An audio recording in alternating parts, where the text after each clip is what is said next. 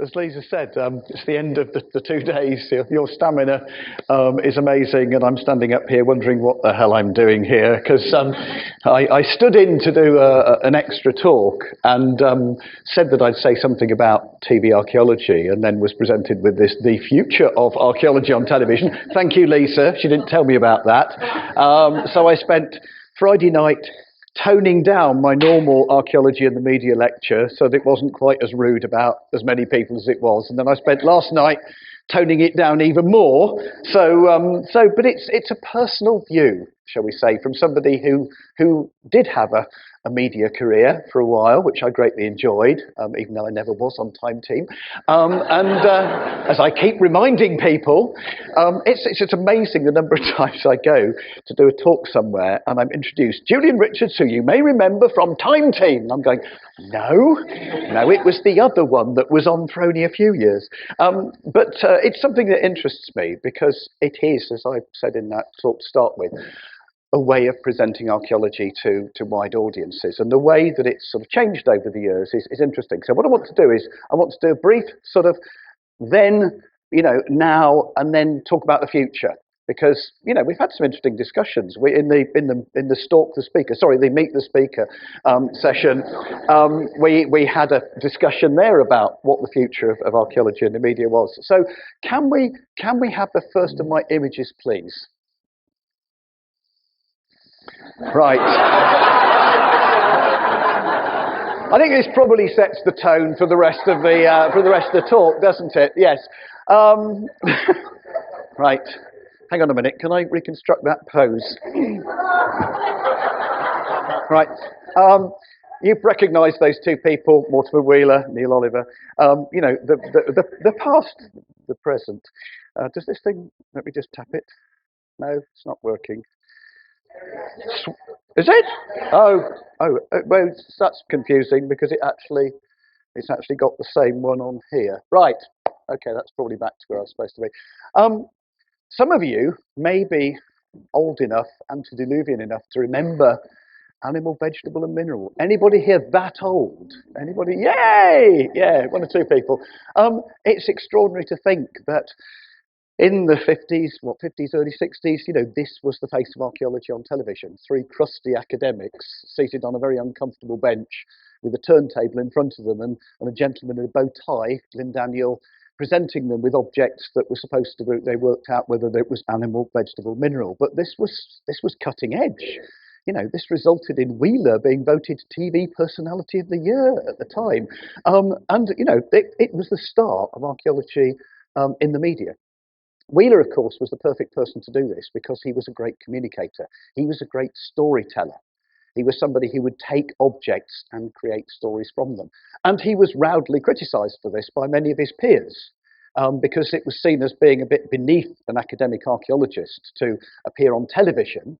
There's a wonderful story about Wheeler at the Society of Antiquaries where one of his crusty contemporaries said, personally, I write for just 3 people. And Wheeler's response was, I'm surprised you're that ambitious. So, that really sort of sets the tone for what went on there. Now, hang on, it has gone. What we then had was an era of straightforward documentaries, documenting archaeology, often great discoveries. They went to Pompeii. There was, of course, the first Silbury Hill excavation. And if you look at the publication that came out of Chronicle, this series, it's a pretty good cast list. Richard Atkinson, who we got, Magnus Magnusson, John Julius Norwich, Colin Renfrew, introduction by Glyn Daniel. These were serious archaeologists doing serious documentary programs. And of course, it was interesting because it was a time when the relationship between archaeology and the media was sort of being worked out. And where it occasionally came a bit of a cropper. And this is something that I think maybe we've seen in later years with something like the Silbury excavation, because this was one of the first live excavations that was filmed by the BBC. The BBC actually sponsored the excavation into Silbury Hill. Did they really think that they were going to find the golden statue of King Zell sitting on a golden horse? Because they weren't. And of course, when what they found were some preserved Neolithic insects, television lost a lot of interest. Even there though, you had, the equivalent of the Time Team incident room, the caravan where things were looked at. But if you look at the size of the cameras, this obviously wasn't an easy thing to do as an outside broadcast. Documentaries, this was the straight way of presenting archaeology. You went on site, you interviewed people. That film that John Gator showed this morning about, explaining how geophysics works, gentlemen in plummy accents and bow ties. This was the way you talked about finds. You put Professor Colin Renfrew in front of a table with some objects on it and a black background, and he talked for several minutes. It was actually, well, it was interesting, but it was quite dull in the way it was presented. And then, of course, as you're aware, everything changed. And I'm not going to dwell on this because this was the game changer. This was the way in which archaeology was presented in a totally different way. It was lively, it was pacey, it was geared to a commercial TV format where you had 4 sections, so you could say, come back after the break and see what we're going to find. The sense of jeopardy, very important. Are we going to find things? Aren't we going to find things? And this wonderful cast of characters, including the wonderful Mick. So this was a totally different way of doing archaeology. And I don't think it's been bettered. I don't think it will probably be repeated, simply because it was so successful. I had my series, Meet the Ancestors, a very different approach in that it wasn't compressed into 3 days. We went to the excavation, we followed the excavation, and then we spent a lot of time on the post-excavation side of it, the laboratory work, eventually culminating in meeting an ancestor. Probably the first time that facial reconstruction was consistently done on television. Again, totally different way of doing things. Time team, excavation, group photograph, massive crew of people, because you're putting all your eggs into one basket in 3 days. You've got to come out at the end of that 3 days with enough footage to make an hour of television.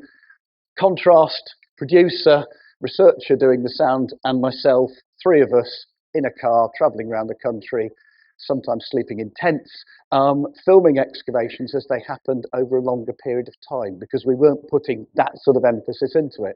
So 2 totally different ways of making programs, which I think were complementary. Not rivals, not one set against the other, but complementary. Of course, this copycat idea, people have talked about, is there going to be another Time Team? I'm sure there are discussions going on all the time about how you can create something that recreates that buzz.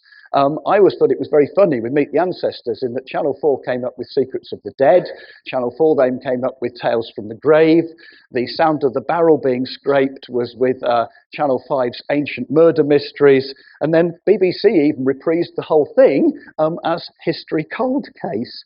And of course, you can see that in the meantime, between Ancestors and History Cold Case, I've become a lot younger, a lot more female, and an awful lot more attractive. So, maybe that was a sign of the way things were going. If you've got a good idea, copy it. What have we had in the intervening years? Well, here we are. An attempt to get to the youth audience, because Time Team obviously appealed to people of all ages. So very conscious attempt to make archaeology more edgy was the first appearance of Neil Oliver with Tony Pollard, 2 Men in a Trench. Travel round in a transit, rock music, diggers called things like Rat and all very edgy. And interestingly, the promise, apparently, that they would be unearthing mass graves. 2 series, no mass graves, end of series. So, archaeology can sometimes promise things that it can't deliver. And then, of course, you have the whole extreme idea. How can we make it more edgy and, again, appealing to a younger audience? So we had the Tide Team. Are they the new Charlie's Angels? Extreme archaeology. Interesting, because it wasn't actually that extreme. There was a lot of abseiling, there was a lot of dressing up in wetsuits and things like that. But it's that case of the extremity was slightly exaggerated at times. I always remember the 7 programme, wooden piles in the river, dangerous river. We need to take samples to date them. I remember sitting watching this with my son, who at the time was quite into doing anything that was dangerous, basically. Said, look, this programme's called Extreme Archaeology, let's watch it. And he watched them, go in a zip wire across the river and get covered in mud and everything. And then he sat there and said, why didn't they just use a boat?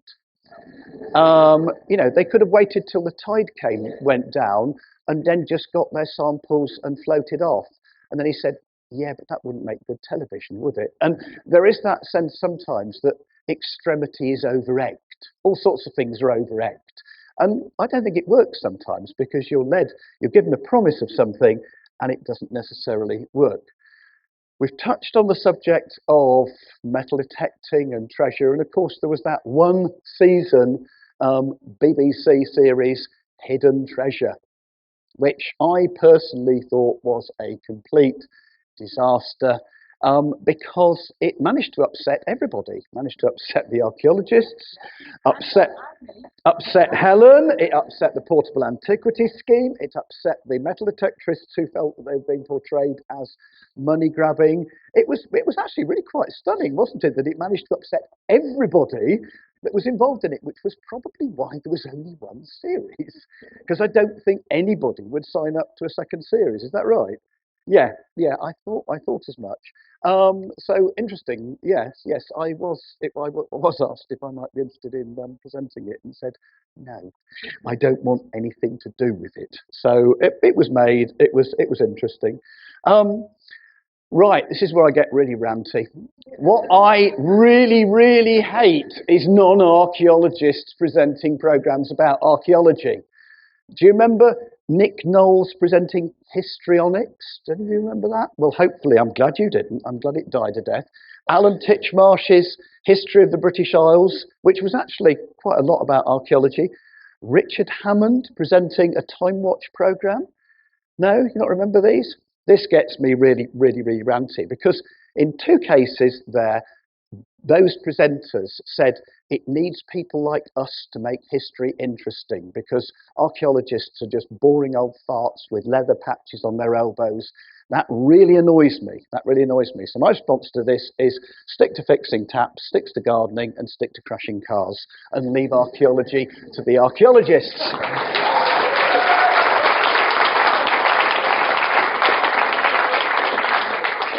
Now you understand why I'm never going to get any more television programmes, but never mind, I don't care. What I do like is archaeologists not taking themselves too seriously. Everybody used to see We Are History? And catching those? See if you can find them on YouTube. They are utterly, utterly brilliant. Fronted by Marcus Brigstock. They mercilessly take the piss out of Time Team, Meet the Ancestors, everything like that. This is the history bus. This is the in which there is a laptop, which they do everything. It's hysterically funny. Battles are reenacted in the frozen food aisle of the local supermarket. It's just utterly, utterly brilliant. And it's good because archaeologists should not take themselves too seriously.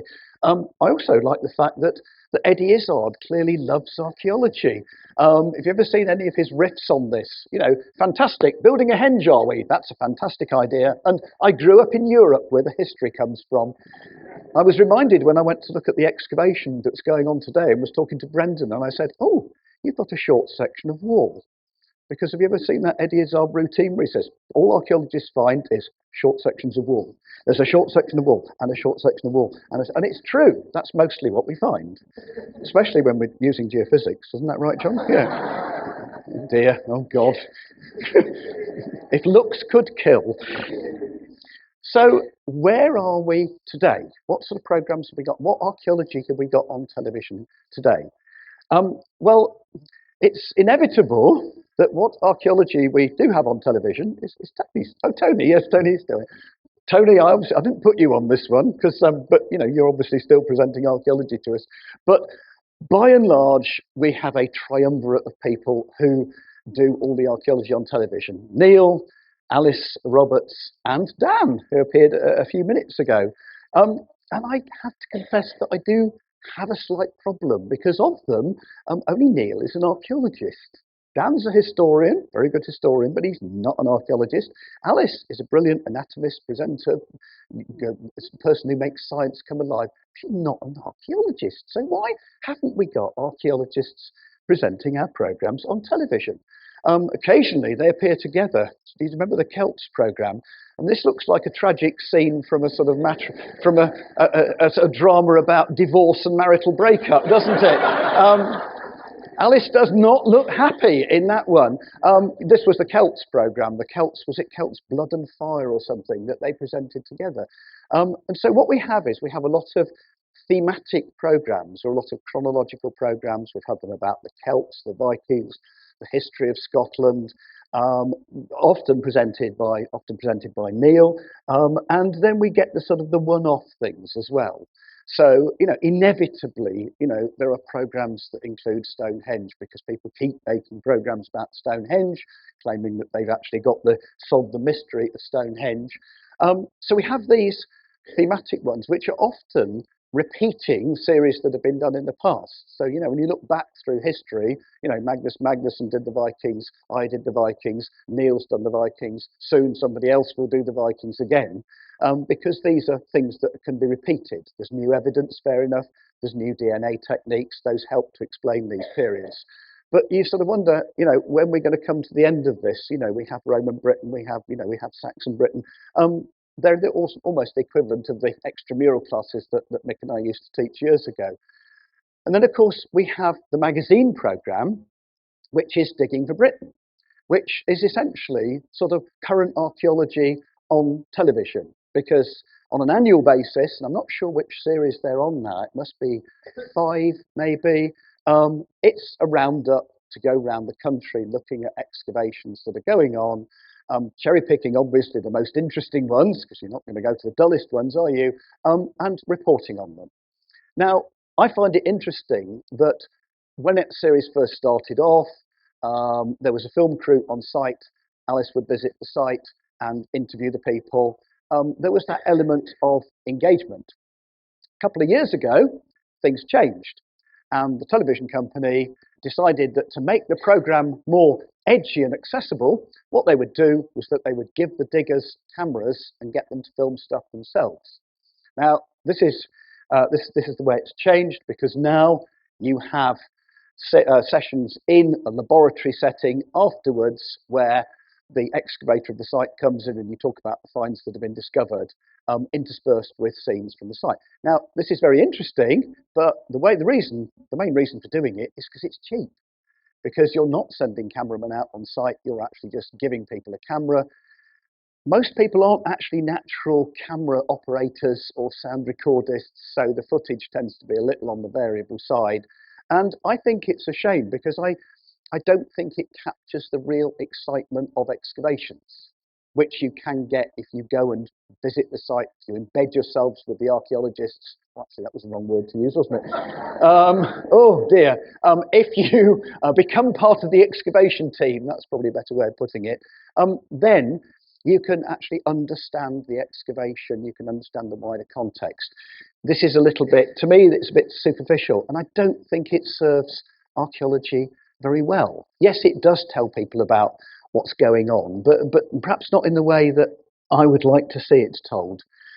And then, of course, you've got things like, the Richard effect, because now everybody wants another dead king in a car park, don't they? That was an absolutely unbelievable story, staggering. The archaeology, the forensics, the genetics, everything that went with that. It was an absolutely brilliant story. But I don't think you're going to find any more of them. But I mean, I personally was approached. Do you think we can find King Alfred? Well, my response to that was no, because he was buried in Old Minster at Winchester, then his remains were translated to New Minster at Winchester, and then they went to the nearby Hythe Abbey and then at the Dissolution. No, he's not buried in one place, he's probably all over the place. But of course, that doesn't stop television making a programme about it, which ended up, as far as I recall, with a bit of pelvis being held up and the immortal words, "Could this be the pelvis of King Alfred?" Yes, it could be, but it could be anybody else that lived in Winchester at that time. If you know that you're not going to get a result at the beginning of it, then I can't see why you start making a programme. And actually, that was a case in point. So, just to turn to the most recent programme that we've had, again, something that, if I'm being quite honest, I felt suggested that it could deliver more than it did. King Arthur's Britain, the truth unearthed. You know, okay, using the words Arthur and truth in the same phrase are probably not a very good idea in the first place.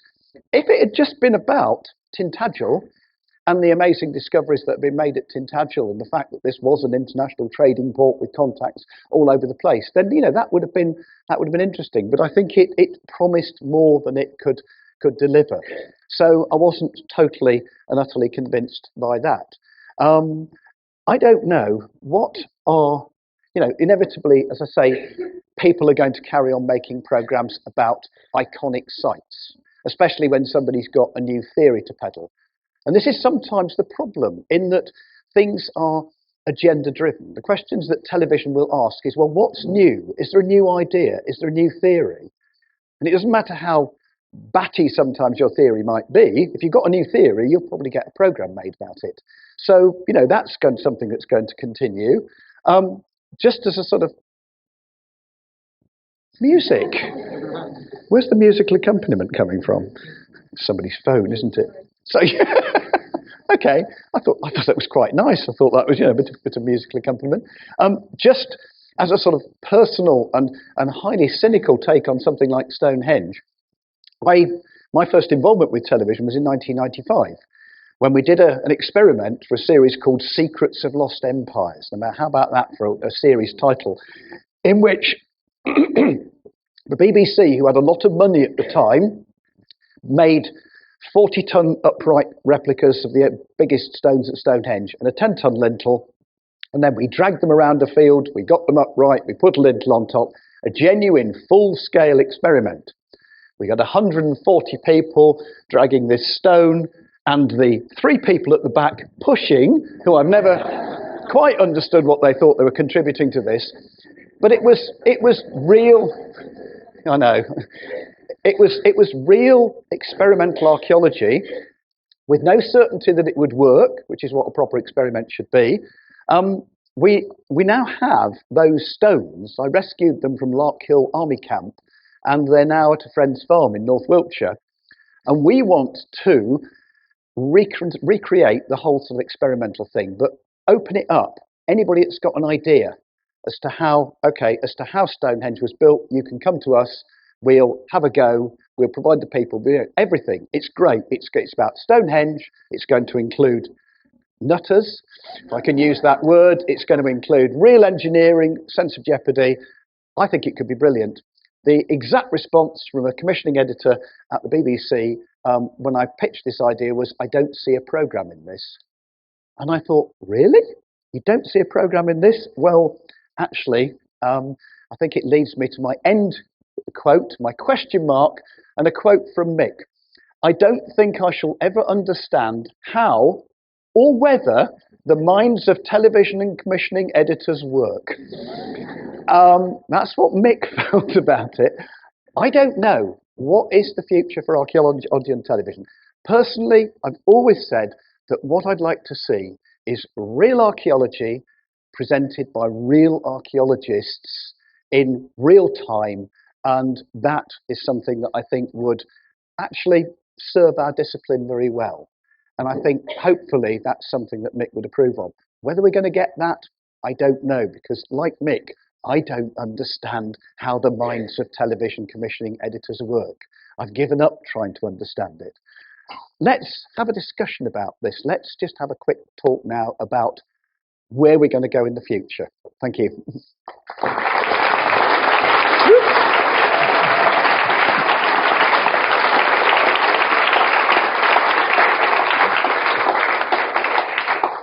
A really interesting and fascinating presentation, and I don't think I agreed with you about one single thing. That's all right. That's the whole point of these sort of things, isn't it? Yeah. The one thing that I really don't agree with about is this idea that you're only going to get veracity in archaeology if it is presented by real archaeologists. By extension, that means that Hospital Watch ought to be presented by a paediatrician, Yep. and Crime Watch by criminal. by a chief inspector. The fact is, I think you're undervaluing what a presenter does on television. I don't, look, there are. As in any other job, there are some people who are just muppets. There are two types of presenters. There are two, and I take that laugh personally. There are two types of presenters. There are the ones who just read off autocue, which has been typed by the director or the producer, and even that is a skill to, as you know, to keep it alive. There is the other sort of presenter who is, as it were, an arm of the production, who ascertains the kind of thing that's going on, who helps to create a narrative about what's going on, and then tells the story of what's going on, and has the skill to do that a number of times to make it look fresh, and also to has an understanding of the kind of pace involved. And there are, I wouldn't say it's the greatest skill in the world, but people like Philip Schofield are actually terribly good at their job. It's not just some bloke who's been shoved in front of there.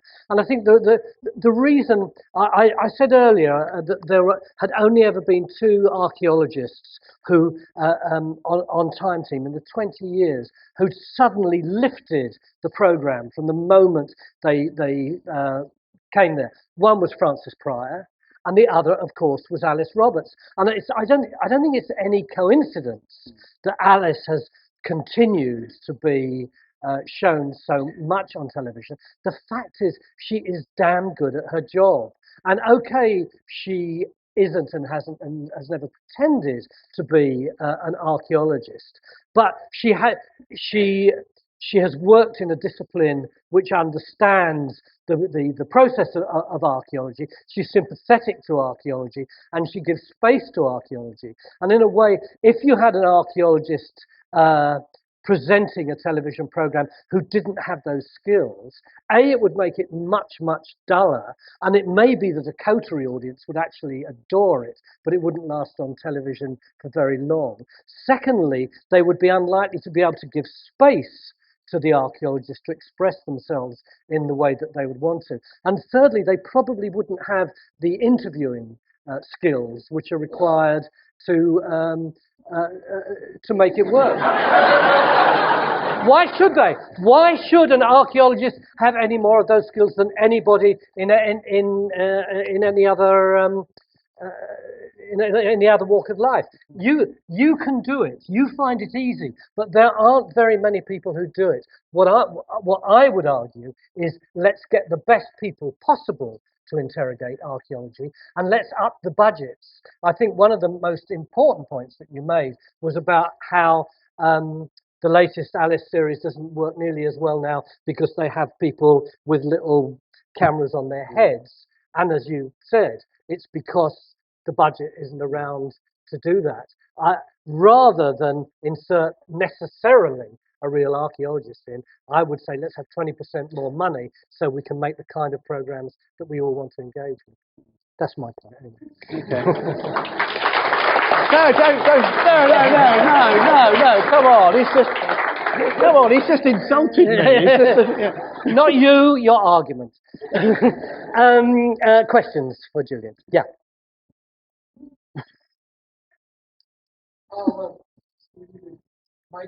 Yep. Yes, please, yeah.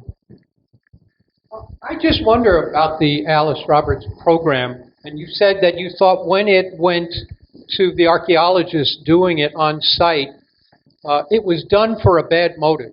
And that may be true, cheaper. But I think DigNation is an example of archaeologists learning how to use media very effectively.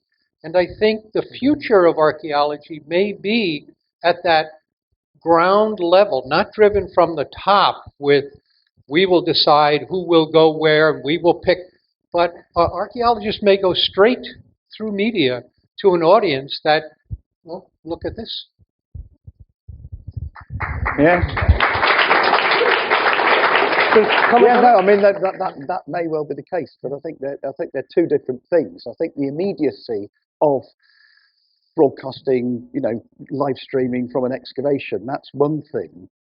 But I think the creation of narratives and stories from an excavation is a totally different thing, because yes, you can watch, if you like, you can watch hours of live streaming from an excavation if you really like watching people troweling.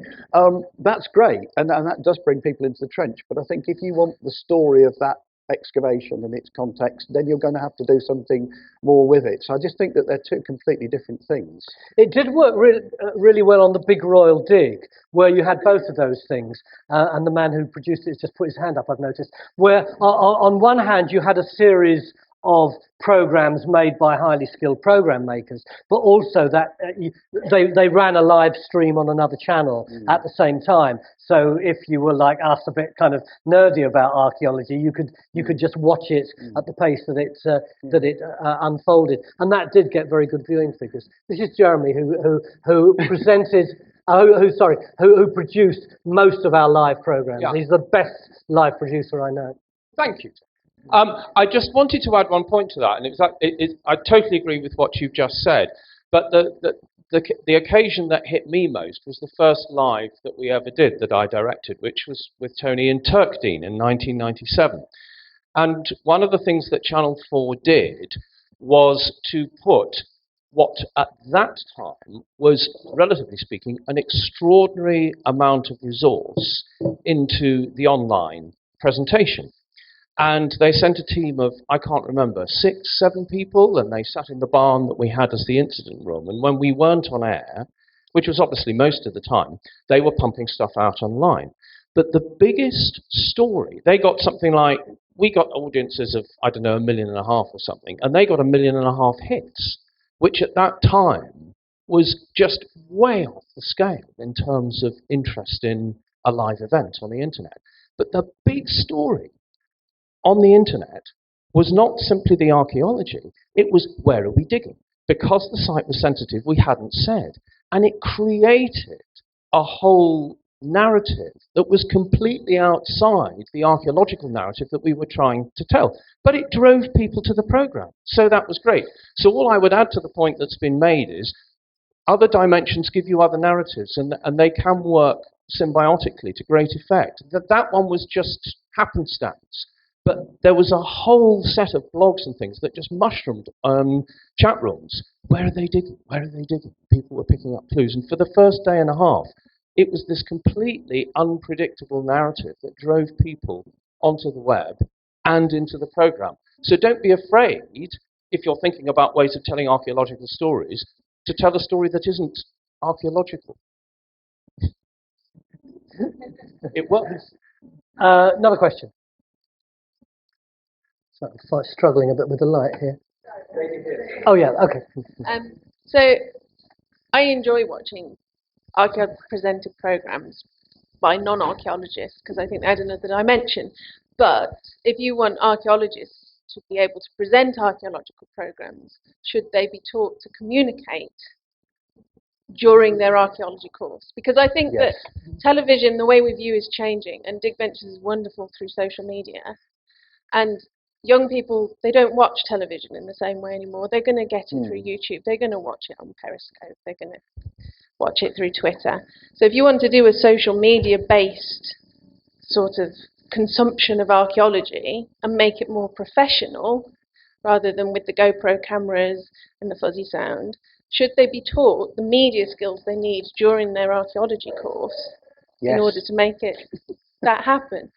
I think communication skills in general should be taught. I think sometimes people are natural communicators. Sometimes they need some instruction, some help. I mean, I don't think it was a point that was made earlier in one of the speakers this weekend who pointed out that virtually everybody in Time Team had got a background in some sort of teaching.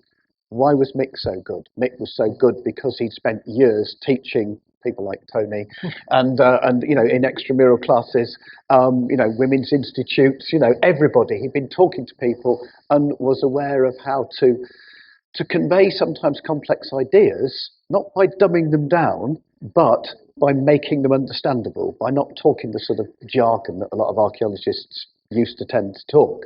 So yes, I think these communication skills are vital. But I mean, I know youngsters. There's one person I work with in projects in Dorset, who's a postgraduate at Bournemouth. He's a brilliant communicator, and I've encouraged him and talked to him a lot. And I love watching him talk to audiences and talk to people and explain things. He's excellent at doing it, and we want more people like that.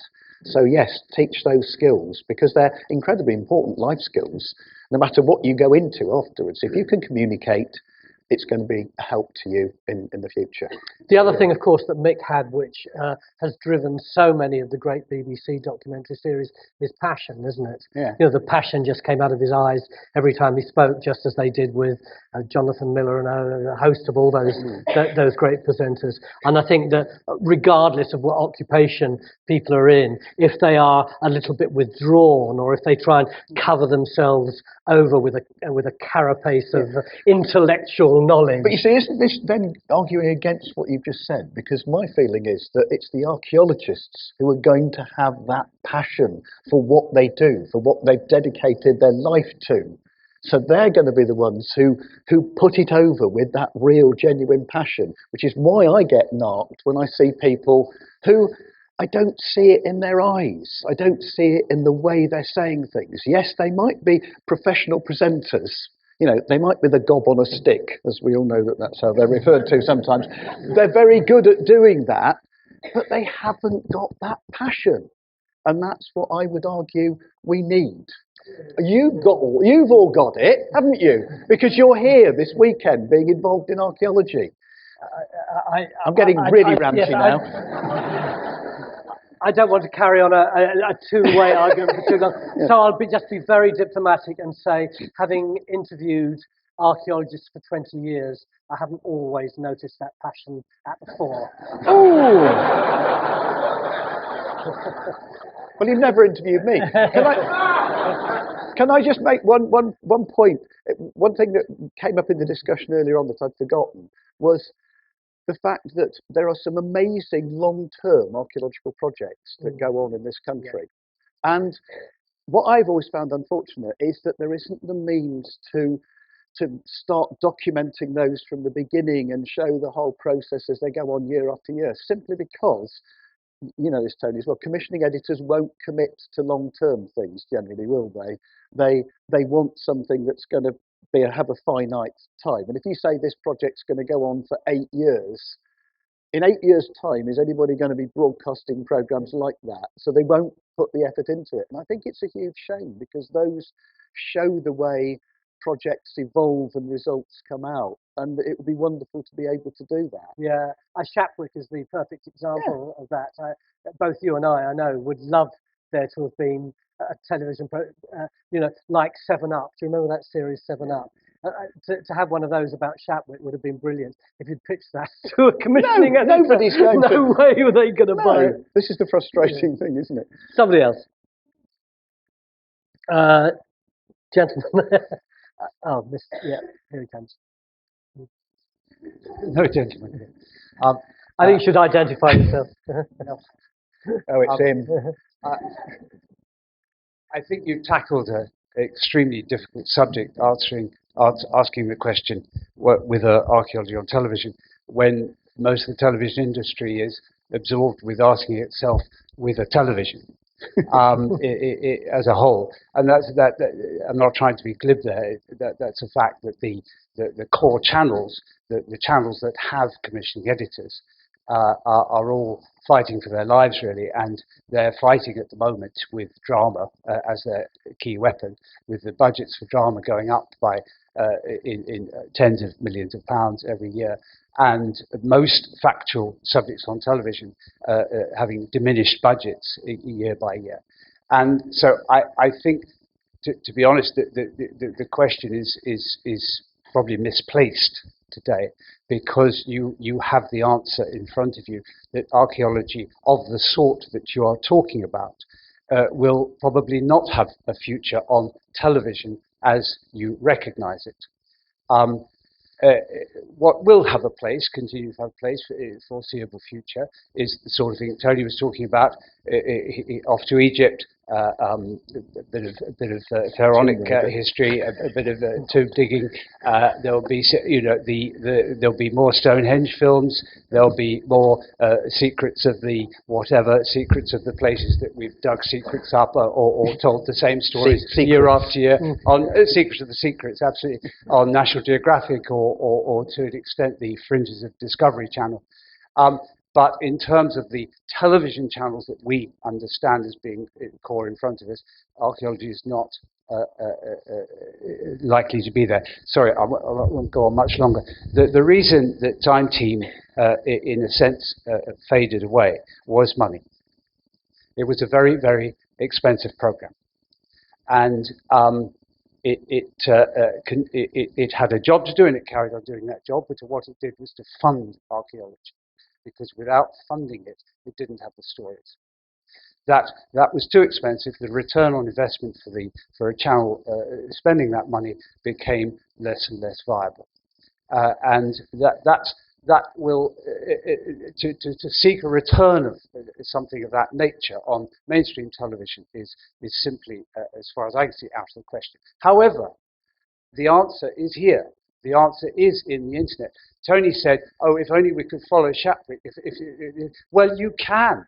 Now you can. The technology exists. It's dirt cheap. The technology exists, and the people exist too, because they're trained to do it. And you can shoot your films, you can cut them, you can get them out there. And there will be lots of places. DigNation is perhaps a forerunner of many other things, I suspect, that will emerge like that. And there will be some popular ones, and in a few years' time, you will think of them as television.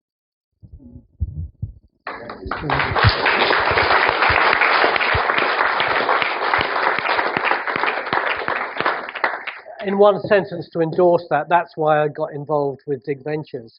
I thought it was very unlikely that we would ever see Time Team or a series like that ever again. But what I did think was that the next generation of younger archaeologists could reinvent how we, as it were, broadcast archaeology, which is what DigVentures is trying to do. See, maybe we're just dinosaurs, aren't we? Because did you notice how many of the speakers referred to their slides? Yeah, we all think of slides still, don't we? So, and get excited about them. Yeah, I think that's a bit of a clue. Person up the back. Sorry to break the fourth wall here. As you guys are talking, I'm thinking about Santiago's adventure in Paulo Coelho's The Alchemist, when he travels all the way to Egypt to search for his treasure, and he returns back to Spain to find that it was actually buried beneath his feet. And as I hear you all speaking, I'm thinking, DigNation's pretty special, and this is crowdfunded archaeology. This seems like the future of archaeology on TV. History Hit TV crowdfunded about £180,000 last year. And there was another crowdfunded campaign which raised €250,000 for a dig on Flanders of a World War I battlefield. It seems to me that the commissioning editors are in this room, and that if you have someone that spearheads a crowdfunded campaign, you can commission TV and get it funded by the community and broadcast it online. I've seen it happen, and it just feels like we're waiting for it to happen now. The technology exists, the money is out there. It's not in the hands of the BBC and big broadcasters. It's in the hands of the audience.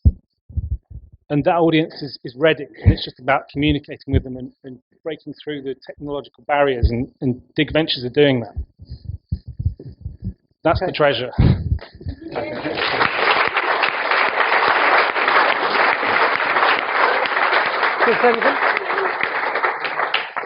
So who fancies dragging a 40-ton block of concrete around a field in Wiltshire next year? Hands up? Yeah, there's half the people we need there already. Yeah. Looking around this room, you'll be struggling. Shall I offend everybody? Lady there. One of the things he mentioned about how the television producers are basically fighting for money, but part of that is because television itself seems to be changing. Audiences are moving online. You guys are using YouTube already. Why can't we move more of the narrative there and make our own television and make our own archaeology television like you're doing with the DigVentures thing? But what I'd like to see as an audience member, this goes back to Time Size. I watched it. I loved it. I loved the narrative over several months and that continuing story of a community. We don't have that in a lot of the archaeology. A lot of the archaeology shows seem to be this event at this time. I know Mick tried to say that everything was a continuum, and he'd try to bring that into each episode of Time Team. He'd try to say, you know, this isn't just this point in time, but this is also prehistory, and you've got elements of this and elements of this. But we don't have that saga and that sense of these people lived on and their kids grew, and hey, you're descended from these people right here. We don't have that going on in the narrative of a lot of archaeology shows. Is there a way to bring that element back in? My immediate reaction would be, I agree with you. I think the sort of hour-long slot or even a half-hour slot which television invites is actually not a very good way of doing that. And it's always going to want to cut to the chase. And in a sense, you can sympathize with why they would want to do that. But I think that longer form which you're advocating is much more suited, as Philip Clark said earlier, to the internet, and let's hope that there are enough entrepreneurial feeling people out there who and possibly driven by archaeology itself rather than program making or just people who like being on the web, then maybe we'll start to see the kind of thing that both you and I would like to see more of being broadcast. Don't forget radio. The pictures are much better on radio. But the Today program's shit. Sorry, this I'd just like to pick up on a comment that Dan made on his video about DigVentures disrupting the archaeology world, and I think Time Team did that in its day, and DigVentures is doing that now. Let's not forget this has been broadcast all around the world. And congratulations to the team, by the way, for putting on an excellent event this weekend. And I think that is going to be the model going forward. The presentation we just talked about was an hour-long TV-based documentary. And I don't think it will be that. I think it'll be more of a YouTube channel, subscription-based, so the interested public can contribute. Twitter feeds, Facebook pages. I'm certainly here because of social media. I guess most people in the room are. And I think that's a positive thing. I think that's the way it will go, where we get sort of an almost constant update of digs and what's happening on almost a day-by-day basis. And I think that's going to be the model going forward, and I think that's a good thing. Lady down here. This is Miss 3 Minutes, making her first loud intervention. Given that everybody is talking about the shift from television to the internet is not really making a difference in what I see your guys' argument being the presenter and their qualifications getting something across to an audience. So my question is it possible that a fix to that would be that a new specialization in archaeology would be like a communications specialist or somebody who has majored in that, because it's not necessary that every single archaeologist needs to be a presenter. Does anybody here know whether the Media and Archaeology course in Bristol is still running? It's not. You can I ask you, is there a mic handy to go over to Maggie there?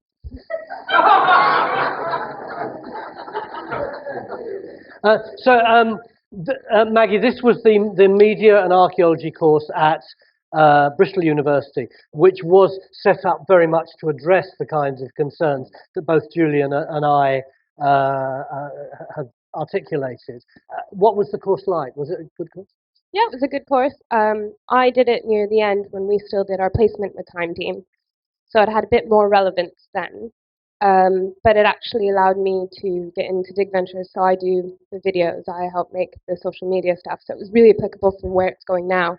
I think the problem with that course is it didn't stick with the changing tone of archaeology and social media. So I think that's where it kind of lost its track. Yeah, I think it's a very good point, and one which we could raise in the various archaeological magazines as to why our communication skills have been stuck in this hour-long format, and when we should be breaking outside. So. Anybody else? We should stop fairly soon. Yep, lady down here.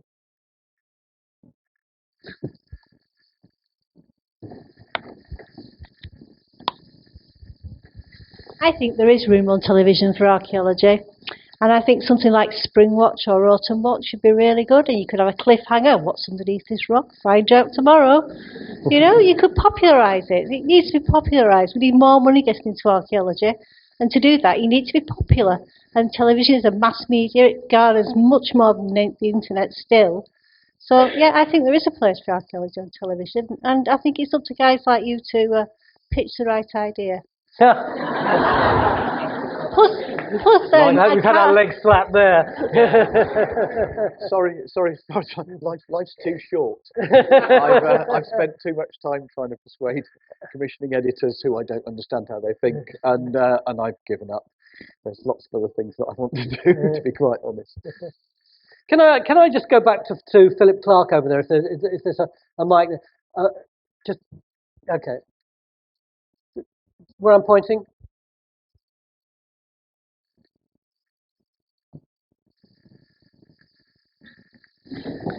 And then after that, we'll go to this person here. Pass the mic. Philip, do you that on the face of it, and certainly the looks of the audience, the idea of a kind of Badger Watch, Spring Watch, Fox Watch for archaeology would seem to be a good idea. What do you reckon are the constraints of doing that on television? I can only repeat what I said. I think we did that as near as we could do it. I should say I was the executive producer of Time Team for 20 years. I think we did that with the live shows. That was as near as you could get to that form of television, and they were successful. They got good audiences, and people enjoyed them. But I just come back to this. They were phenomenally expensive. The live shows, particularly the Big Royal Dig, the last one we did, and it was the last one because we couldn't get any bigger really. They were just so dear. The thing about natural history, actually, it has a much larger natural audience. It travels around the world much more easily than archaeology, so it sells. Probably Spring Watch, I suspect, transmits in 20 to 25 countries. There's a natural audience for natural history, but it also simply doesn't cost as much. You don't have to dig badger sets in order to have badgers on television, and so we have to dig lots of holes and measure them and all the rest of it, and all those things that cost lots of money. So I just don't think it's. I think we did there. I think we pushed it. I think we tried. And I think you've got to get this notion of mainstream television, which, the 5 channels that we live in. You've just got to get it out of your head. I mean, fundamentally, people like watching live things more than they do dead things, generally, don't they? Which is why the nature programmes work. And interestingly, that lady, would you include something like Country File in this format of a sort of a lively... Oh, okay, because I've just checked with Teresa, and I remember rightly, Mick absolutely hated Country File. He loathed it with a passion. So, yeah. There was somebody up there, wasn't there? Who was like, hello. Oh goodness. Hello. Hello. Sorry. First of all, I've been working in commercial archaeology for over 10 years, and the reason I got into it is pretty much directly a response to having seen it on TV. And from the people who've been on for the whole weekend. So first of all, thank you very much for that.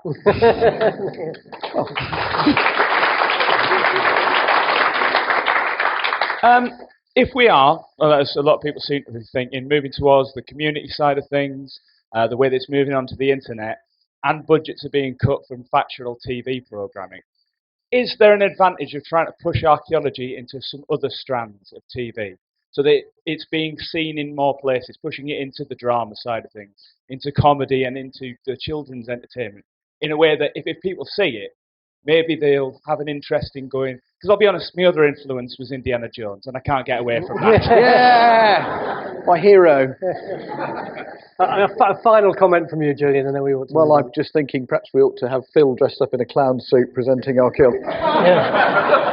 No, you don't fancy that. And of course, if you think about archaeology, TV archaeology and drama, I just have to mention one word: bone kickers. Oh, the worst program ever. So, well, I don't know. That's an interesting idea, but I'm not 100% convinced by that either. So. Well, thank you very much for a lively way to finish, the hasn't it? liveliest session over the course of the weekend. Thank you, Julian.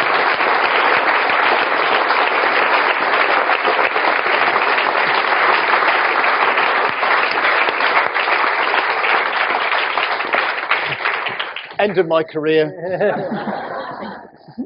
This last 10 minutes is just really to say goodbye. We had a dream a couple of years ago. It really felt like it was a bit of an anticlimax when the series ended and Mick had left, and it all felt just a little bit depressing and a little bit sour. And I think everybody had wanted there to be some kind of celebration. And it was 2 or 3 years before the smoke cleared, and we started talking about what kind of celebration that might be. But honestly, I think even in our heart of hearts, we couldn't have believed that it would generate the kind of interest, the kind of energy, and the kind of love that we've all felt over the weekend. So thank you so much for all that.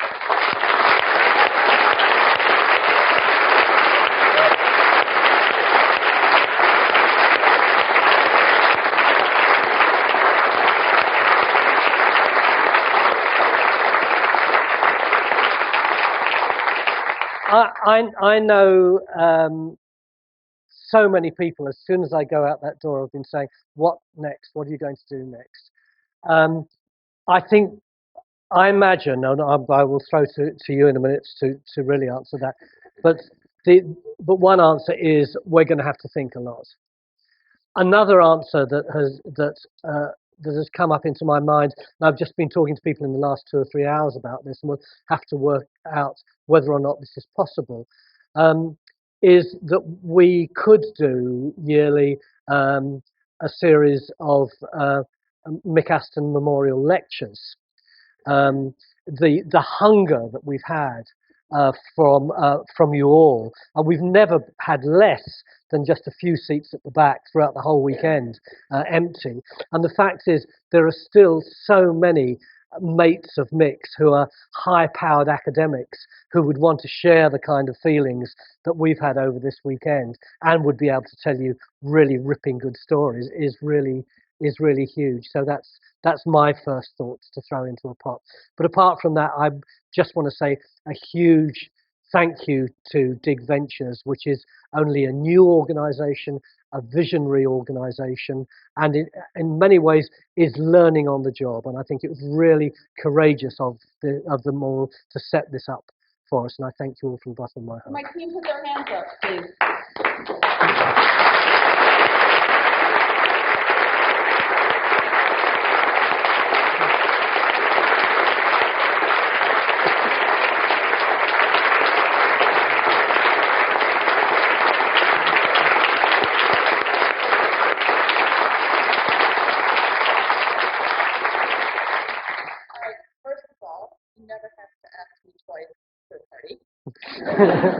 We have that in common.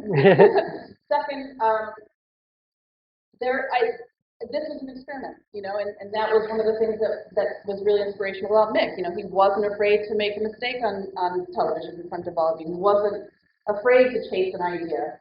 And one of the things we try to do with everything that we do is just hold the space. It isn't my job as an archaeologist to tell you how to experience archaeology. And that's why Time Team was so great. It came into your homes. made you feel like you were part of it, but it didn't lecture to you or gatekeep how you were supposed to feel about it. And so we've dialed it all the way back and said, yes, we're trained, and yes, we're expert, and we're just going to hold the space. So come here and enjoy it with us. Interact with us from a distance, as all the people who are here with the virtual festival are doing. We see it every day on our site, and every day on our site, of which we did 9 this year, which is crazy, and we're still not done.